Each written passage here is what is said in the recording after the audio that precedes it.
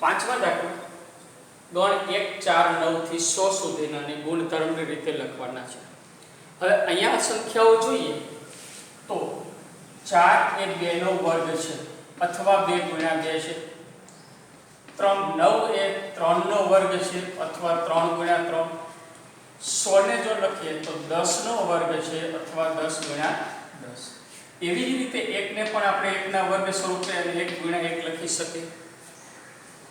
તો અહીંયા આપેલી સંખ્યાના ક્રમ પ્રમાણે જો ગુણ પ્રમાણે જોઈએ તો 1 2 3 થી 10 સુધીની સંખ્યા છે। 1 2 3 થી આ બીજી પણ 10 સુધીની છે। જો પહેલા સંખ્યાને n ધારી બીજું પણ n લઈએ એટલે n ક્રોસ n સ્વરૂપમાં એટલે કે n ના વર્ગ સ્વરૂપની સંખ્યાઓ થશે। હવે આગળનામાં શું હતું કે 2 ની n ઘાત સ્વરૂપ હતું તો અહીંયા ઊંધું છે n નો વર્ગ છે એટલે આધારની અંદર સંખ્યા બદલાય છે। ઘાતમાં સમાન રહેશે બધાની ઘાત સરખી છે આધાર ક્રમશઃ મળે છે। તો આ સંખ્યાને આપણે વ્યાપક રીતે n ના વર્ગ સ્વરૂપે લખી શકીએ અને n ક્યાં છે તો કે 1 થી 10 સુધીની એટલે અહીંયા 1 less than equal to n less than equal to 10 થશે। તો હવે આને ગણના સ્વરૂપમાં ગુણધર્મના સ્વરૂપમાં લખીએ તો એવી એક સંખ્યાઓ કે જ્યાં x ઇક્વલ ટુ n નો વર્ગ અને 1 less than equal to n less than equal to 10 અસમતા લખી છે તો n શેમાં છે એ પણ આપણે લખવું ફરજિયાત થશે। n બિલોંગ્સ ટુ n આ થયો ગુણધર્મ એટલે 1 થી 10 સુધીના વર્ગનો ગણ છે। તો એ સ્વરૂપમાં શબ્દમાં લખીએ તો x એ 1 થી 10 ના વર્ગનો ગણ બરાબર 1 થી 10 ના વર્ગ લખતા જઈએ અને એનો ગણ થશે એ આ સ્વરૂપે પણ લખી શકીએ છીએ। પાંચમા દાખલો જોઈએ। પાંચમા દાખલાની અંદર બધા જ ગણોના ઘટકો લખવાના છે એટલે ગુણધર્મની રીતે આપ્યો છે અને યાદીની રીત બનાવવાની છે। પહેલો જોઈએ કે a બરાબર x જ્યાં x અયુગ્મ પ્રાકૃતિક સંખ્યા છે। પ્રાકૃતિક સંખ્યા 1 થી અનંત સુધી આવે 1 2 3 થી અનંત સુધી એ સંખ્યાઓમાંથી અયુગ્મ હોય એવી એટલે કે એકી હોય તેવી સંખ્યાઓ લખીએ તો આપણને મળી a બરાબર પહેલી સંખ્યા 1 3 5 7 છેલ્લી કોઈ સંખ્યા આપણને કીધી નથી। તો થોડીક સંખ્યાઓ લખી અને 3 ટપકા કરીને આપણે ગણને પૂરો કરશું એટલે કે અનંત સુધીની સંખ્યાઓ થશે। બીજાની અંદર bx જ્યાં x એ પૂર્ણાંક છે અને -1 તૃતીયાંશ થી 9 તૃતીયાંશ ની વચ્ચે x આપેલો છે। હવે -1 તૃતીયાંશ ને જો લખો તો 0.5 માઈનસ લખી શકાય। 9 તૃતીયાંશ લખીએ એટલે 4.5 તો આની વચ્ચે આવતી હોય એવી પૂર્ણાંક સંખ્યાઓ -0.5 થી આગળ જાઓ એટલે પહેલી સંખ્યા આવે 0 0 થી આગળ જઈએ એટલે પહેલો બીજો પૂર્ણાંક આવશે 1 પછી 2 3 4 પછી 4.5 એટલે 0 થી 4 પૂર્ણાંક સંખ્યાઓ આપણે લખવાની હશે। એટલે b બરાબર 0 1 2 3 અને 4 થશે। ત્રીજા c x એ પૂર્ણાંક છે જ્યાં x² less than equal two 4 છે એટલે કે જેનો વર્ગ 4 કરતા નાનો હોય એવી પૂર્ણાંક સંખ્યાઓ કીધી છે। તો જેનો વર્ગ 4 થી નાનો છે આપણે પૂર્ણાંક લખીએ કારણ કે 0 1 2 3 4 આ પ્રમાણે હું લખું -1 -2 -3 -4 0 થી શરૂઆત કરીએ તો 0 નો વર્ગ કેટલો થશે 0 જે 4 કરતા નાનો છે એટલે આવશે 0 1 નો વર્ગ 1 4 થી નાના આ પણ આવશે 2 નો વર્ગ 4 અહીંયા ઇક્વલ આપ્યું છે એટલે 2 આવશે 3 નો વર્ગ 9 4 થી મોટી સંખ્યા થઈ ગઈ તો આવશે નહીં 4 નો વર્ગ 16 એ મોટી થઈ જશે એટલે હવે આ બાજુની એક પણ બીજી સંખ્યા નહીં આવે। ડાબી તરફ જોઈએ -1 નો વર્ગ માઈનસ નો વર્ગ પ્લસ એટલે +1 4 કરતા નાની આવશે -2 નો વર્ગ +4 4 લેવાની છે એટલે આવશે -3 નો વર્ગ 9 16 આવશે નહીં। એનો અર્થ કે આ 5 સંખ્યાઓ આપણા ગણની અંદર આવશે. એટલે c બરાબર -2 -1 0 1 અને 2. અહીંયા ટપકા કરવાના નથી એટલે અનંત સુધી પાછું એ થઈ જાય. d x, જ્યાં x એ લોયર શબ્દના મૂળ અક્ષરનો ગણ છે. આગળ આપણે મેથેમેટિક્સ ની ને જોયા હતા. તો d બરાબર પહેલેથી આપણે લખતા જઈએ. પહેલો અક્ષર l, પછી o, y, a, l ફરીથી આવી ગયો છે તો l ને આપણે રિપીટ કરશું નહીં અને અહીંયા આપણો ગણ પૂરો કરશું. પાંચમું, x એ વર્ષના 31 દિવસનો ન હોય તેવો મહિનો છે. એટલે જે મહિનામાં 31 દિવસ આવતા ન હોય, બરાબર, તો એવા મહિનાની અંદર પહેલું આપણે જોઈએ કે જાન્યુઆરીની અંદર 31 દિવસ છે, ફેબ્રુઆરીની અંદર 28 અથવા 29 હોય છે તો આની અંદર આવશે ફેબ્રુઆરી, કારણ કે 31 માં ન આવે. માર્ચમાં 31, એપ્રિલમાં 30 આવશે, પછી જૂનની અંદર 30 આવશે, જુલાઈ અને ઓગસ્ટ 31 આવશે, પછી સીધો આવશે સપ્ટેમ્બર, ઓક્ટોબર 31 અને નવેમ્બર, ડિસેમ્બર પાછો 31 આવશે. એટલે અહીંયા આપણે જે જોઈએ છે પ્રકારના ગણમાં આ 5 ઘટકો આવશે.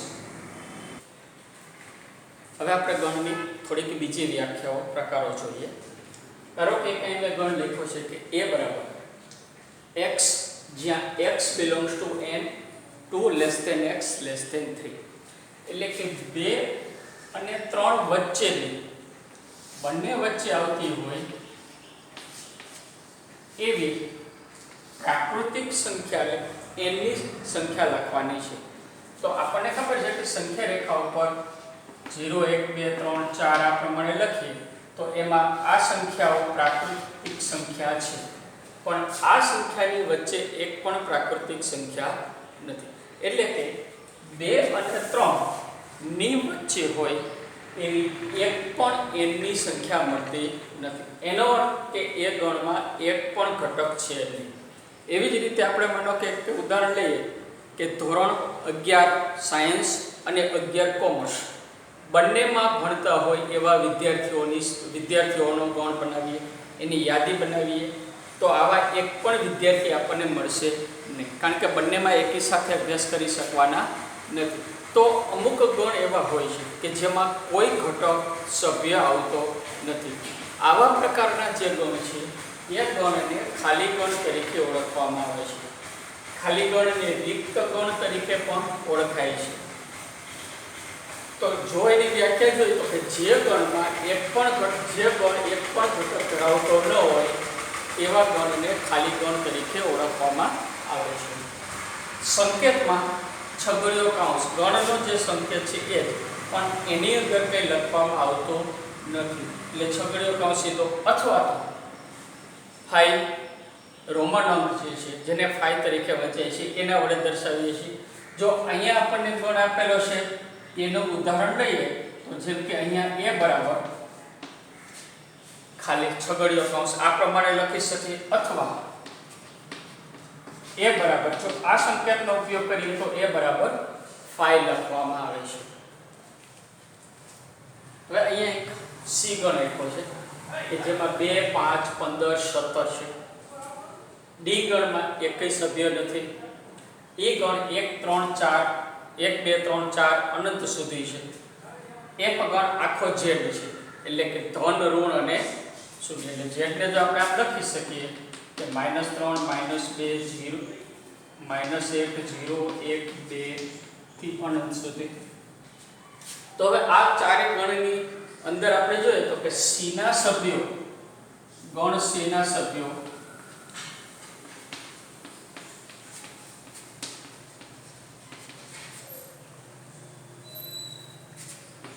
સભ્યોની સંખ્યા, c ના સભ્યોની સંખ્યા 1 2 3 અને 4 છે. તો અહીંયા સભ્યો કુલ થયા 4. સભ્યોની સંખ્યાને આ પ્રકારે સંકેતમાં લખીએ તો n કૌંસમાં જે તે ગણનું નામ લખવામાં આવે છે. માનો કે c ગણ છે તો અહીંયા c લખશું, અહીંયા d નામ હોય તો અહીંયા d લખે, એટલે કે નંબર ઓફ c = 4 થશે. ડી ગણ એક પણ સભ્ય નથી, સભ્યોની સંખ્યા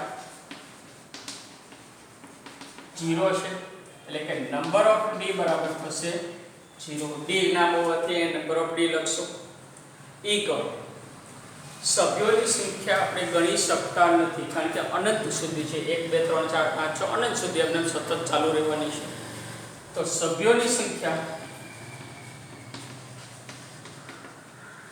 અનંત છે, ન ગણી શકાય તેવી છે. ઝેડમાં પણ સભ્યોની સંખ્યા અનંત છે.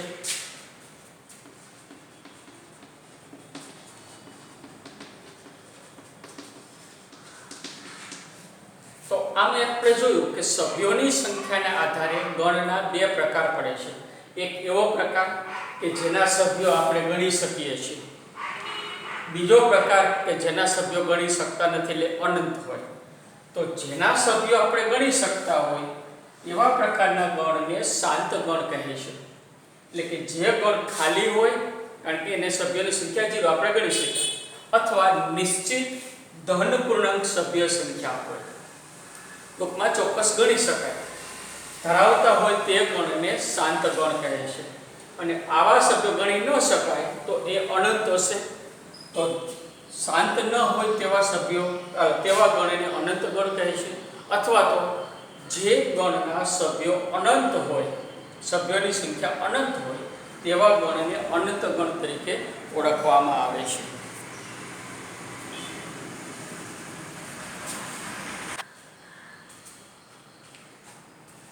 ઉદાહરણ નંબર 6 જોઈએ.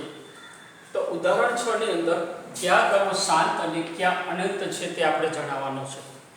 એટલે કે કયા ગણના સભ્યોની સંખ્યા ગણી શકીએ છીએ અને કયા ગણમાં ગણી શકાય એવું નથી તે નક્કી કરીએ તો શાંત અને અનંતને આપણે જુદા પાડી શકીએ. પહેલો આપ્યો છે કે x, જ્યાં x belongs to n, x - 1 * x - 2 = 0. હવે આ ગણને આપણે જો યાદીની રીતે લખવો હોય તો અહીંયા આપણને સમીકરણ છે x - 1 x - 2 = 0 નું પાલન થતા હોય એવા x ઘટક લખવાના છે. બે સંખ્યાનો ગુણાકાર 0 છે તો આપણે આને આમ લખીએ છીએ x = 0 અથવા x - 2 = 0. x - 1 0 અથવા x - 2 0. x - 1 0 એટલે x = 1, x - 2 0 એટલે x = 2. એનો અર્થ કે આ બે સંખ્યાઓ એવી છે કે જે આમાં મૂકવાથી સમીકરણનું સમાધાન થશે. ધારો કે એક મૂકી તો 1 - 1 એટલે 0 * સંખ્યા એટલે 0 થઈ જશે. 2 મૂકીએ તો આ 0 ગુણ્યા પદ બરાબર 0 થશે. એનો અર્થ કે આ ગણની અંદર બે ઘટક આવશે, 1 અને 2. યાદીની રીતે લખવાનું કીધું હોય, આ ગુણધર્મ છે તો આ યાદીની રીત થઈ. બે જ ઘટક છે તો ઘટકની સંખ્યા ગણી શકાય છે. માટે નંબર ઓફ, ધારો કે ગણનું નામ અહીંયા a આપું તો નંબર ઓફ a બરાબર ત્યાં 2 જે ગણી શકાય છે. માટે આપેલ ગણ શાંત ગણ થશે. બીજાની અંદર x, જ્યાં x belongs to n અને x² = 4, તો x² બરાબર 4 નું પાલન થતા હોય તેવા ઘટક. તો x ની કઈ કિંમત માટે એનો વર્ગ 4 આવે તો 2 અને -2 આ સંખ્યા છે જેનો વર્ગ કરવાથી આપણને 4 મળે છે. તો આ ગણની અંદર બે ઘટક આવશે, 2 અને -2. હવે અહીંયા નંબર કેવું લખતા નથી આપણે, હવે સીધું ગણી શકીએ છીએ માટે શાંત ગણ છે. ત્રીજાની અંદર x belongs to n 2x - 1 = 0. તો 2x - 1 = 0 તો x બરાબર મળશે 1/2. બરાબર. હવે x બરાબર 1/2 છે તો આ ગણની અંદર 1/2 આવે. પણ આપણી શરત કઈ છે? x belongs to n એટલે પ્રાકૃતિક સંખ્યા. તો પ્રાકૃતિક સંખ્યા 1/2 does not belongs to n છે. does not belongs to n છે તો આ આવશે નહીં. એટલે આ ગણ થશે ખાલી. ખાલી ગણ પણ શાંત ગણ છે તો આ ગણ થશે શાંત. ચોથો, x belongs to n, x અવિભાજ્ય સંખ્યાઓ છે તો n એટલે પ્રાકૃતિક સંખ્યાઓની અંદર જો આપણે અવિભાજ્ય લખીએ તો પહેલી અવિભાજ્ય સંખ્યા છે 2, પછી 3, 5, 5 પછી 6, 7, 8, 6 પછી 7, 8, 9, 10 વિભાજ્ય થશે 11, 13, 17 અનંત સુધી જશે. આ બધી અવિભાજ્ય જેને 2 વડે 3 વડે બીજી કોઈ સંખ્યા વડે ભાગી શકતા નથી. તો આ અવિભાજ્ય સંખ્યા છે જેના સભ્યો અનંત સભ્યો છે.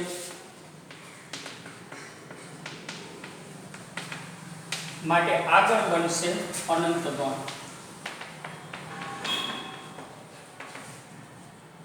આમ શાંત અને અનંત વચ્ચે ભેદ પાડવા માટે એની સભ્ય સંખ્યા કેટલી છે એ નક્કી કરવી જરૂરી. હવે બે ગણોની સમાનતા વિશે જોઈએ. અહીંયા એ ગણ આપ્યો છે 2, 4, 6, 8 અને 10. આ પાંચ સભ્યો ગણ એમાં છે. b બરાબર x, જ્યાં x છે 10 સુધીની યુગ્મ પ્રાકૃતિક સંખ્યા છે.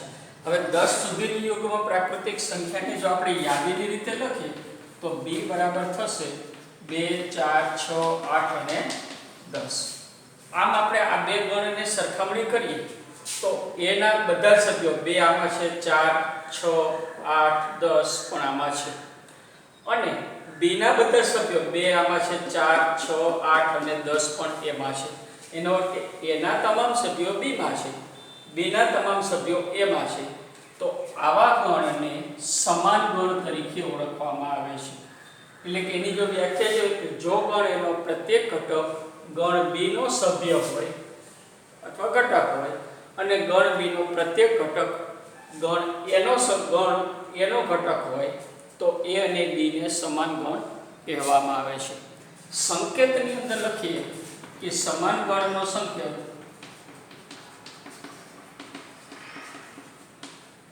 તો અહીંયા a અને b કીધા છે. બંને ગણ સમાન હોય તો a અને b સમાન ગણ હોય તો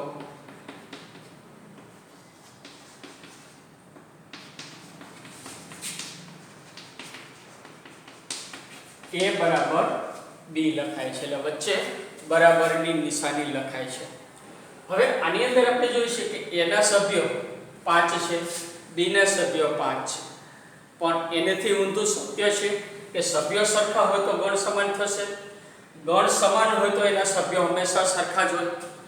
પણ સરખા સભ્યો વાળા સમાન ગણ થાય તો અહીંયા જો આપણે લઈએ જો ગણ a અને ગણ b ના સભ્યો સરખા હોય તો a બરાબર b થાય.